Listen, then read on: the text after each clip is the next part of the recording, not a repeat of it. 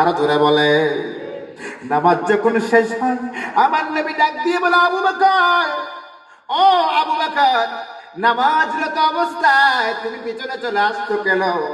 আবু বকর রে, নামাজ সমাপ্ত করো না কেন? এবার টপ টপ করে চোখের পানি ছেড়ে দেয়। আদব কাকে বলে? আজকে 1450 বছর পরে তুমি মোল্লা এসে বলতেছো লালহান বাজার এই জাম মসজিদে তাফসীরুল কোরআন মাহফিলে এই মুহূর্তে আমার নবী জীবিত থাকলে এই তাফসীরুল কোরআন মাহফিলে শ্রোতা হিসাবে তিনিও বসে যেতেন।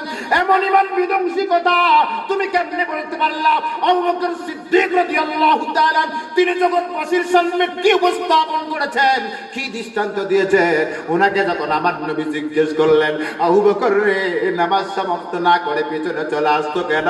টপ টপ করে চোখের পানি ছেড়ে দেয় আর কেঁদে কেঁদে বলে ইয়া রাসূলুল্লাহ, আবু বকর ইবনে আবি কুহাফার কোন সাহস রয়েছে ইমামুল আম্বিয়াকে পেছনে রেখে নামাজের ইমামতি করার? বলুন আল্লাহু আকবার। আরো জোরে বলে, এটার নাম ইমাম, ঠিক নেই? তুই যতই বড় আল্লাহ মাদুদ হও না কেন, তোমার মাহফিলে যত লাখ মানুষ হোক না কেন, আরে লক্ষ লক্ষ মানুষ সময়টা হক্কানিয়তের দলিল নয়। হক্কানিয়তের দলিল যদি লাখ কোটি মানুষ সময়টা হতো, তাহলে পৃথিবীতে এক নম্বরে মুসলিম, এক নম্বরে হচ্ছে খ্রিস্টান। এক নম্বরে কি? সবচাইতে বেশি কি সারা পৃথিবীতে কি কোন ধর্ম? খ্রিস্টান। একটা হক না না হক? হক না না হক? একমাত্র হক ধর্ম আমার আল্লাহর কাছে। ইন্নাদ-দীনা ইনদাল্লাহিল ইসলাম। আমার আল্লাহর কাছে একমাত্র মনোনীত ধর্মের নাম হচ্ছে ইসলাম, মুসলমান। কথা বলেন ঠিক কিনা?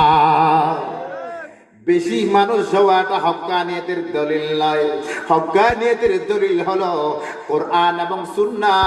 কোরআনে যা আছে, হাদিসে যা আছে, আমার নবী যা বলে গেছেন, আমার আল্লাহ আমার নবীর উপর যা বিধান দিয়েছেন, ওটা মান্য করার নাম হক্কানিয়তের দলিল। কথা বলেন ঠিক না বেঠি? গভীর মনোযোগ। এই সকল আল্লাহর ওলিরা এই বাংলার জমিনে কোন নবী আসেন নাই। নবী আসছে? এখানে কোন নবী আসছে?